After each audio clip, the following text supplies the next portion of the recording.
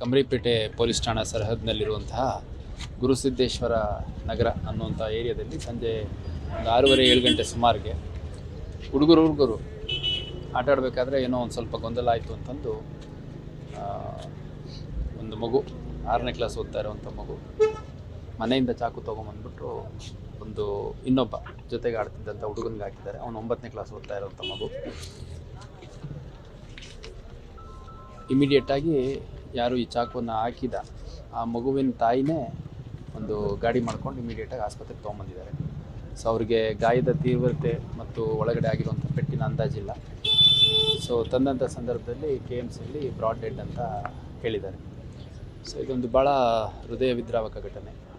ಯಾಕಂದರೆ ಇದರಲ್ಲಿ 6ನೇ ಕ್ಲಾಸ್ ಮಗು, ಅದು ನೋಡಲಿಕ್ಕೂ ಒಂದು ಇಷ್ಟೇ ಇದೆ, ನಮ್ಮ ಸೊಂಟಕ್ಕೂ ಬರೋದಿಲ್ಲ, ಇಷ್ಟು ಹೈಟಿಗಿದೆ ಅಷ್ಟೇ. ಅದು ಈ ರೀತಿ ಒಂದು ಕೃತ್ಯ ಎಸಗಿಬಿಟ್ಟಿದೆ. ಮೃತ ಹೊಂದಿರುವಂಥ ಹುಡುಗ ಕೂಡ 8ನೇ ಕ್ಲಾಸ್ ಪಾಸಾಗಿ 9ನೇ ಕ್ಲಾಸ್ ಇದೆ. ಅವನಿಗೊಂದು 13-14 ವರ್ಷ ಇದೆ ಅಷ್ಟೇ. ಅನ್ಫಾರ್ಚುನೇಟ್ಲಿ ಒಬ್ಬನೇ ಮಗ. ಅವ್ರ ತಂದೆ ರೊಟ್ಟಿ ಮಾಡಿ ವ್ಯಾಪಾರ ಮಾಡುವಂಥ ಬಡ ಕುಟುಂಬ. ಈ ಆರೋಪಿ ಬಾಲಕ ಏನಿದೆ ಅವನು ಕೂಡ ಭಾಳ, ಅವ್ರ ತಂದೆ ತಾಯಿ ಎಲ್ಲ ಭಾಳ ಒಂದು ಪುವರ್ ಬ್ಯಾಕ್ಗ್ರೌಂಡ್ ಇರುವಂಥವ್ರು. Very unfortunately this incident has happened. ಹಾಗಾಗಿ ಏನು ಪ್ರೊಸೀಜರ್ ಇದೆ ಆ ಪ್ರೊಸೀಜರ್ ಪ್ರಕಾರ ನಾವು ಪ್ರಕರಣ ದಾಖಲು ಮಾಡ್ಕೊಳ್ಳುವಂಥದ್ದು ಮತ್ತು ಜುವೆನೈಲ್ ಬೋರ್ಡ್ ಮುಂದೆ ಪ್ರೊಡ್ಯೂಸ್ ಮಾಡಬೇಕಾಗತ್ತೆ. ಆ ಒಂದು ಪ್ರಕ್ರಿಯೆಯನ್ನು ಮಾಡಲಾಗುತ್ತೆ. ಮತ್ತು ನಾನು ಎಲ್ಲ ಪೋಷಕರಲ್ಲಿ ಒಂದು ಮನವಿ ಮಾಡಲಿಕ್ಕೆ ಇಷ್ಟಪಡುವಂಥದ್ದು, ನೋಡಿ, 6ನೇ ಕ್ಲಾಸ್ ಮಗು ಚಾಕು ತೊಗೊಂಬಂದು ಹಾಕುವಂಥ ಒಂದು ಪ್ರವೃತ್ತಿ ಬೆಳೆದಿದೆ ಅಂತಂದರೆ ವೆರಿ ಅನ್ಫಾರ್ಚುನೇಟ್. ಎಲ್ಲೋ ಒಂದು ಕಡೆ ಇದು TV ಇರ್ಬೋದು, ಮೊಬೈಲ್ಗಳಿರ್ಬೋದು, ಆಮೇಲೆ ಮುಖ್ಯವಾಗಿ TV ಮತ್ತು ಮೊಬೈಲ್ಗಳಲ್ಲಿರುವಂಥ ಕ್ರೌರ್ಯ ಇರ್ಬೋದು. ಅದರ ಜೊತೆಗೆ ಎಲ್ಲೋ ಒಂದು ಕಡೆ ತಂದೆ ತಾಯಿಗಳು ಆ ಮಕ್ಕಳನ್ನು ಗಮನಿಸೋ ರೀತಿಯಲ್ಲಿ ಮತ್ತು ಅಕ್ಕಪಕ್ಕದ ಮನೆಯವರು, ಸಮಾಜ, ಎಲ್ಲರೂ ಈ ಒಂದು ಘಟನೆಯಿಂದ ಎಚ್ಚೆತ್ತುಕೊಳ್ಳಬೇಕಾಗಿದೆ. ಯಾಕಂದರೆ ಆ ಮಗುನಿನ್ನೂ ಆರೋಪಿ ಅಂತ ಕರೆಯೋ ಸಂದರ್ಭ ಬಂದಿದೆ. ಬಿಟ್ಟರೆ ತಂದೆ ತಾಯಿಗಳು ಎತ್ಕೊಂಡು ಓಡಾಡೋಂಥ ಮಗು ಇರೋದು ಸ್ವಲ್ಪ ಕುಳ್ಳ ಇದೆ. ತಂದೆ ತಾಯಿಗಳು ಎತ್ಕೊಂಡು ಒಂದೆರಡು ಫೋಟೋ ನೋಡಿದೆ. ತಂದೆ ತಾಯಿ ಎಲ್ಲ ಎತ್ಕೊಂಡಿದ್ದಾರೆ ಈ ಒಂದು 15 ದಿವಸ ವಾರದ ಕೆಳಗಡೆ ಆಗಿರುವಂಥ ಘಟನೆಯಲ್ಲಿ. ವೆರಿ ಅನ್ಫಾರ್ಚುನೇಟು. ಈ ಥರ ಇನ್ಸಿಡೆಂಟ್ಗಳಾಗಬಾರ್ದು. ದಯವಿಟ್ಟು ಎಲ್ಲ ಪೋಷಕರು ತಮ್ಮ ಮಕ್ಕಳ ಚಟುವಟಿಕೆ, ಅವ್ರ ಮನಸ್ಥಿತಿ, ಇದ್ರ ಬಗ್ಗೆ ಸ್ವಲ್ಪ ಗಮನ ಹರಿಸ್ಬೇಕು ಅಂತ ನಾನು ಮನವಿ ಮಾಡ್ತೀನಿ.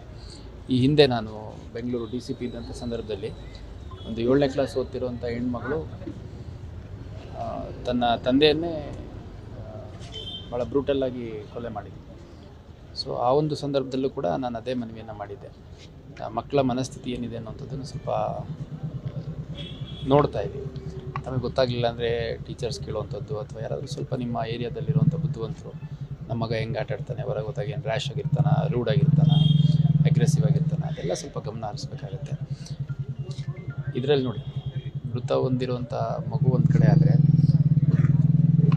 ಅದಕ್ಕೆ ಚಾಕು ಹಾಕಿರುವಂಥ 6ನೇ ಕ್ಲಾಸ್ ಮಗುವಿನ ತಾಯಿನೇ ಆ ಹುಡುಗನ ಕರ್ಕೊಂಡು ಒಂದು 2 ವೀಲರಲ್ಲಿ ಹತ್ತಿಸ್ಕೊಂಡು ಹಾಸ್ಪಿಟ್ಲಿಗೆ ತೊಗೊಂಬಂದಿದ್ದಾರೆ. ಸೊ ಅವ್ರು ಮೋಸ್ಟ್ಲಿ ಚಾಕು ಹಾಕಿದ್ದಾರೆ, ಒಂಚೂರು ರಕ್ತ ಬಂದಿರ್ಬೋದು ಅಂತಂದು ಅಂದ್ಕೊಂಡಿದ್ದಾರೆ. ಅವ್ರದ್ದೇ ದುಃಖ ಜಾಸ್ತಿ ಇದೆ.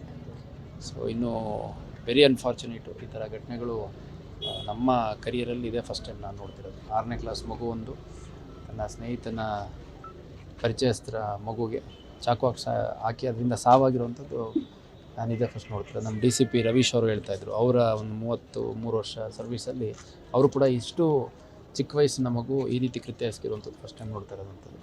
ಸೊ ಹಂಗಾಗಿ ಇದೊಂದು ಸಮಗ್ರವಾದಂತಹ ಆತ್ಮಾವಲೋಕನ ಪ್ರತಿಯೊಬ್ಬರಲ್ಲೂ ಆಗಬೇಕು ಅಂತ ನಾನು ಈ ಸಂದರ್ಭದಲ್ಲಿ ಹೇಳಲಿಕ್ಕೆ ಇಷ್ಟಪಡ್ತೀನಿ.